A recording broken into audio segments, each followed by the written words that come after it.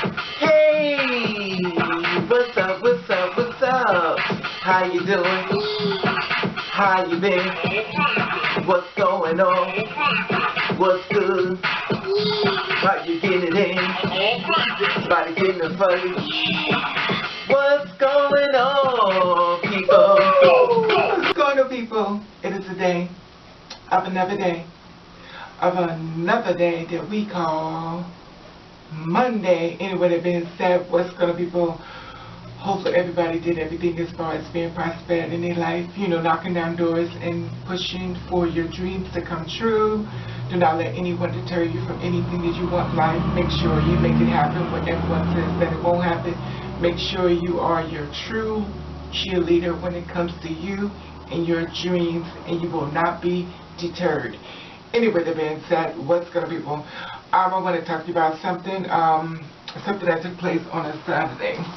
Now, on Saturday, September 24th, they had, in Washington, they had the daughter of a man born a Mississippi slave just opened the first National History Museum.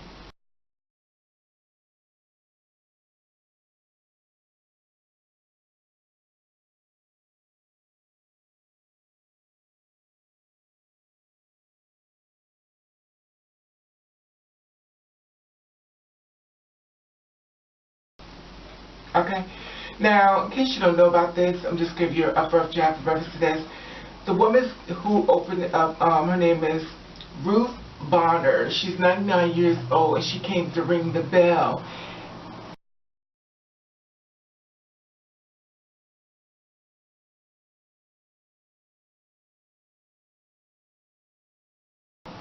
And her father, who was the slave, is Elijah Odom, is her father.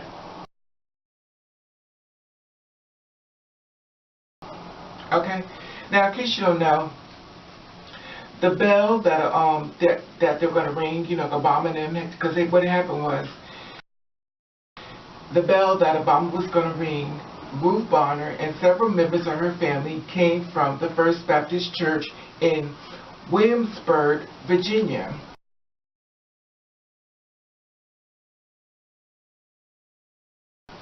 That church was started by free enslaved Black Americans who met in secret. The bell dates back to the 1880s, but was recently restored, and the bell could ring again for the first time in years since the segregation. So basically, the museum is out, and it's the first museum, and you know, it's back in 1880, which is a very long time ago. So here we have the Smithsonian National Museum of African American History and Culture on the National Mall in Washington, D.C.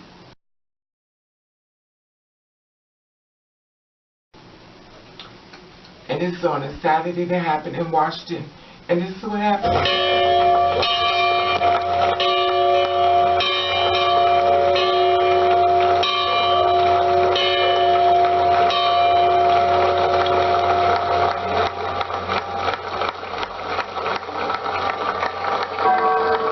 Today, as so many generations have before, we gather on our national mall to tell an essential part of our American story,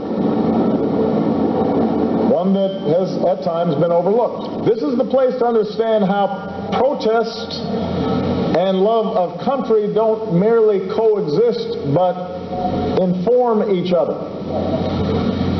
How men can proudly win the gold for their country, but still insist on raising a black-gloved fist.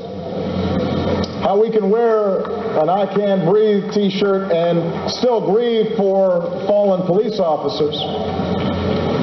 Here's the America where the razor-sharp uniform of the chairman of the Joint Chiefs of Staff belongs alongside the cape of the Godfather of Soap. But over the years, I have always been comforted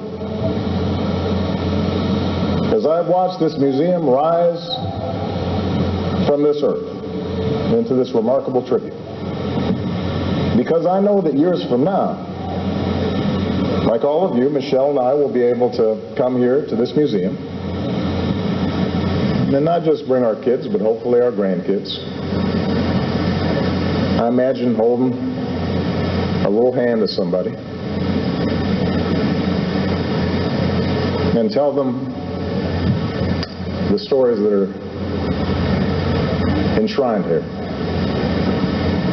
And in the years that follow, they'll be able to do the same. And then we'll go to the Lincoln Memorial. And we'll take a view atop the Washington Monument. And together we'll learn about ourselves as Americans. Our sufferings, our delights, and our triumphs. And we'll walk away better for it. Okay, you see that? Now I'm going to give you a little history reference to that. You know, you said when they're ringing a bell and stuff, you know, more so than what I just said. You know, so basically you get an idea exactly, you know, more information in reference to, you know, of that. So here's a little bit more information to tell you about. For us all to rejoice. When I say all, I don't mean all black people, I mean all Americans, because black history is American history. The effort to create a national museum of African American history and culture really goes back more than 100 years. And it really took until 2003 to get together a kind of a bipartisan approach to actually get this museum off the ground.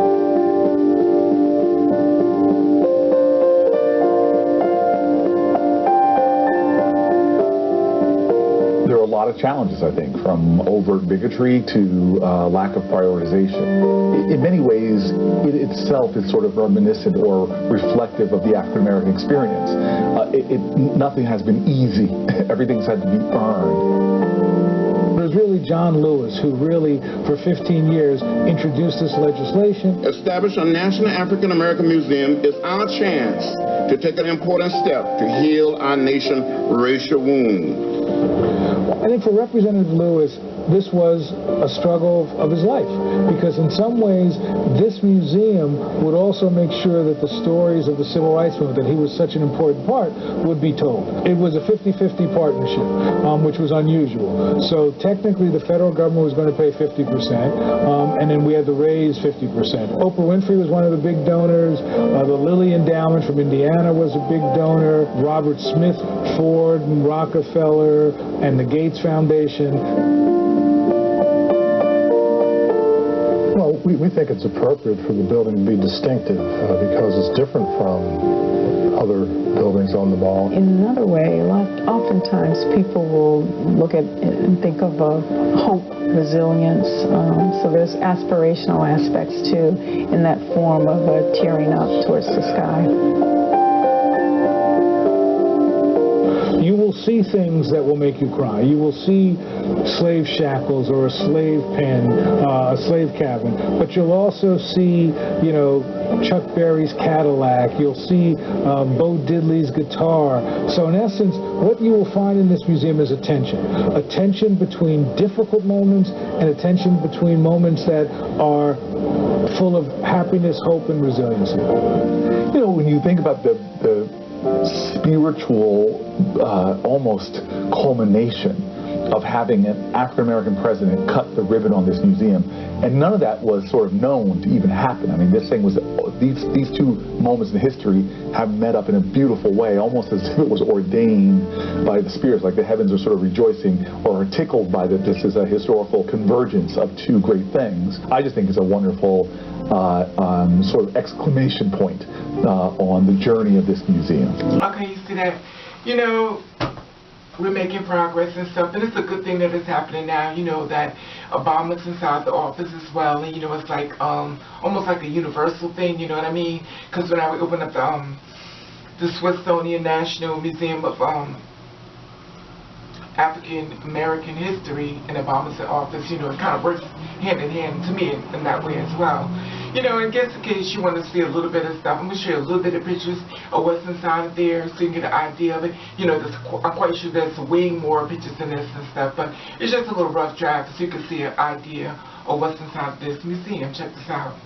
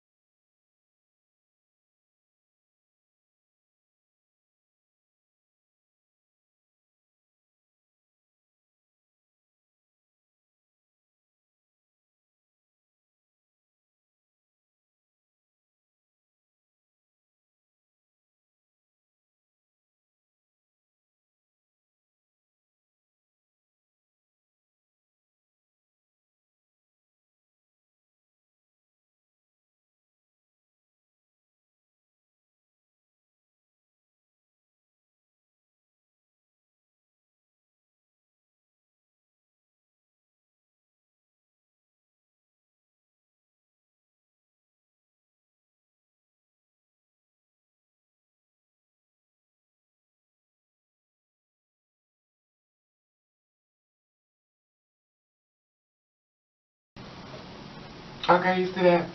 So congratulations, congratulations, my African American people. Amazing. We made history, and did you not know that Oprah had a part of this as far as giving money and represent?